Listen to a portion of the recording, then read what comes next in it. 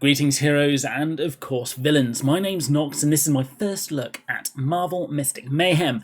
Now this is a very different game to what I've covered in the past. This is more real-time strategy rather than turn-based, which is what Tacticus is. But if you want to use my invitation code there, please feel free. This game has only just released at time of recording. It was released on the 25th of July and there's quite a lot to do in here. And really, I think it's going to be better for me to show you the first couple of steps so you can make up your own mind if you're going to like this game or not. Personally, I think it might actually be onto something, but let's have a look and you can decide for yourself. When you first log into the game, you are greeted with a very comic book-esque sort of introduction, but I'll let you watch that yourself. That will then transition into a very cool cutscene, which itself transitions into the gameplay. All of this is very slick, and it does show the love that they've put into the game. Now, Dr. Stephen Strange is here to explain the rules of this nightmare realm that we are all now living in. And you use your mana there to use your attacks to kill the enemy.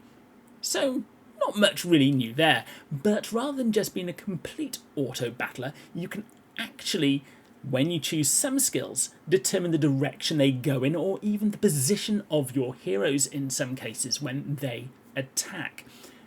You also get multiple waves of enemies that you need to defeat before you complete a level. Now, as you can see, the animations are absolutely glorious, and the transitions, well, they just work. Speaking of transitions, every so often you get one like this.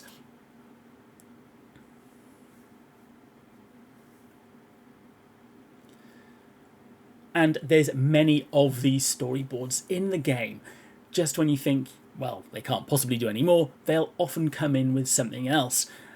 And that's one of the joys of the game. It is kind of like the comic book, but in the palm of your hand if you're using a mobile device or, of course, a tablet.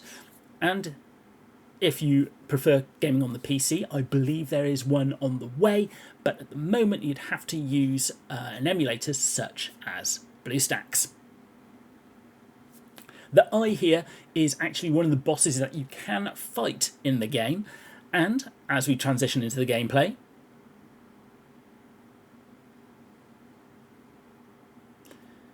again, another cutscene. Now, this doesn't happen all the time, but it's just to get you into the idea of what the game's actually doing.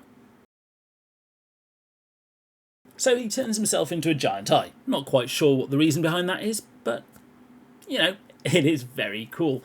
Now, with the Eye of Nightmare, probably someone who's more of a fan of the comic books than I am might be able to inform us what's going on here, but we're in the Nightmare realm and we're trying to defeat Nightmare from taking over, well, everything. We're using Scarlet Witch again to defeat each hand. Now, once their hands have been defeated, we'll be able to attack the Eye. So let's quickly go through this. To help you along the way, not only have you got your normal attacks, you've got your ultimate attacks. Some will heal, and with the Hulk, not only will it heal, it'll do some damage as well. And every time you use your ultimate attack, you get a very cool cutscene. You can, however, turn those off in the settings if you get a bit bored of them, because you do them quite a lot.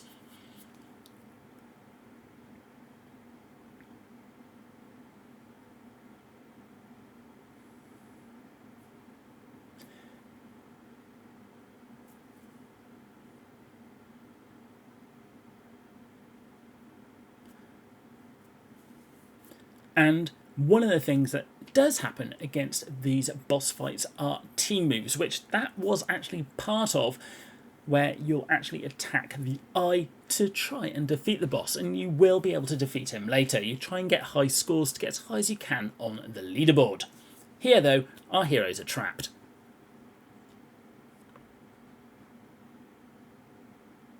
So this is the pure introduction to the game, and after this, we get rescued.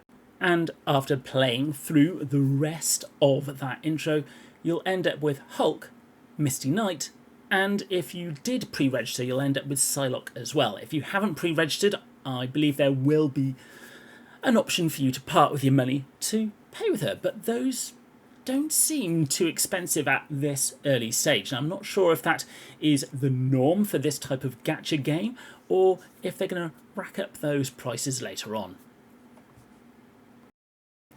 Moving on to one of the earlier missions, you can see we've got yellow and blue heroes. This really dictates whether they're physical or special damage. Yellow heroes are great against the yellow enemies, and blue heroes are great against the blue ones. And of course, you can only have 3 on at any one time, which I'm not sure if that's a good or bad thing, but there's certainly a lot going on the screen, and it does feel okay.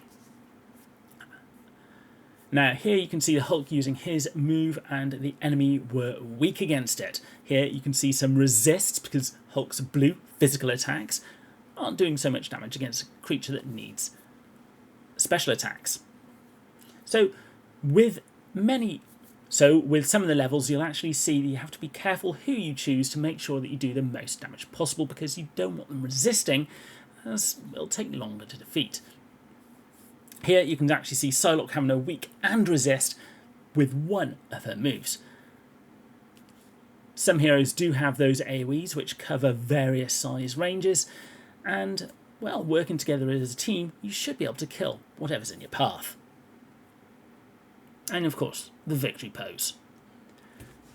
And here we have another boss fight. I know I'm darting around, I'm just trying to show you different parts of the gameplay so you can get a feel if it's really for you. Here you can't actually defeat the boss until you take care of that shard, which Misty Knight does in, well, one hit with a bit of help from Psylocke. And then you focus on the boss, take down his multiple health bars, which are shown by those 2 yellow diamonds beneath the Chaos Elemental name, as they dictate the stage of the battle that you're in. A lot of the bosses will have different things they do or repeat the things they do as soon as you deplete those health bars. Here we're going to defeat the Chaos Elemental, and he brings in 2 more of those crystals, which again you need to kill before you can then finally kill off the elemental itself. As I just mentioned, these battles are quite action-packed. But I guess if you're not the sort who wants to click on the buttons to be the quickest at defeating them, you probably could leave it on auto, but of course, without those special attacks, some of the missions will actually be much harder than they need to be. So this is a game you do really want to be involved in as it's actually playing, and what a pretty game it is too. That's not to say that the only thing this has to offer is its looks, but when you're playing a game, it is quite nice to look at cool things like that. The UI isn't the cleanest. There's a lot of menus that you do need to go through to actually find what you're looking for. The main one really is this one up here, which will show you all the characters that you have. The home obviously takes you back home. Down here on the left are the various events that are going on, and of course if you so wish to purchase their special things, they're more than happy to help you out. And like many mobile games nowadays, and indeed normal games, you have a mission pass that you can purchase. And again, you have the elite type of mission pass as well, just so that the company can take more of your money. And they are around the same sort of price that you'd be expecting from other mission passes, so there's nothing really new to see here. So how do you actually get to the gameplay? Well, that's in the Dreamscape. And there are many options for us to go through. You have the story missions, which to begin with is your main way through the game. You start off looking for Scarlet Witch, and she will join your roster, and then you go on to Moon Knight. And at my level, I'm currently level 25, I'm now starting to work towards unlocking Black Knight. The stories themselves aren't just these missions. You've actually got these branch missions which you can go through, which give another aspect to the story, and every single one of these has that comic book intro and outro to it for every single one that you do. And as you collect the stars, you can then open up some of the mission rewards down here. Here I've got 9 out of 15, but the first time you do it, you'll get the rewards below. Once you've gained those stars, you can see I can get some extra coin and the key. Now the keys are what you need to actually open up boxes to get those heroes. As I said, there is a lot going on here and a lot to get your head around. So as we're talking about the keys, you unlock your heroes using them. And yes, you get a very cool looking intro for them as well. There's two types of heroes.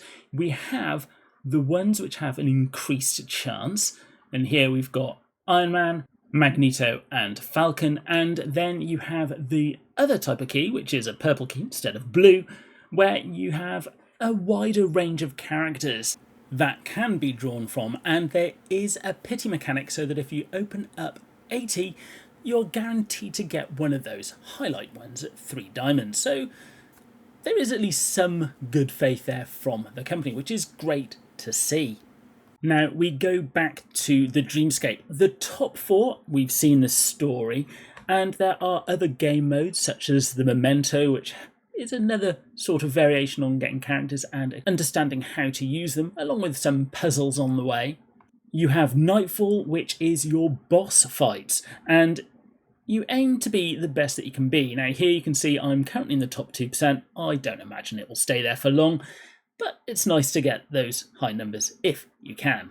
And then if you're a fan of roguelites, they've kind of got a roguelite sort of gameplay here with the Crimson Campaign, which at some point will flip to the game of Khonshu in about 10 days. But I'll cover that when that's unlocked.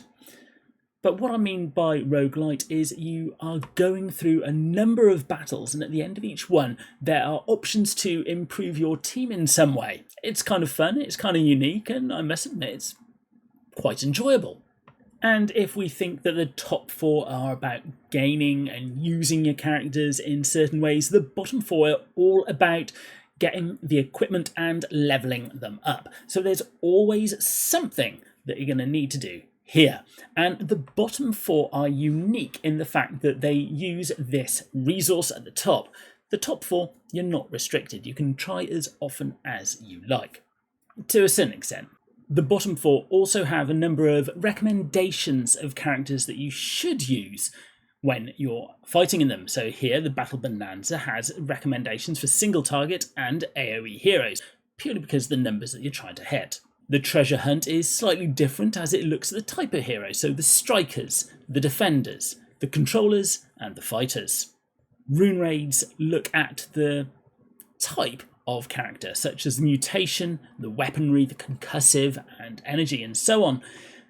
All of this is really so that they're trying to get you to get a wide roster as possible, and I guess that they're hoping is the wide roster will entice you to spend money on the game. And finally here on the Fabled Finds, you need the damage types, such as physical, special, and shield heroes.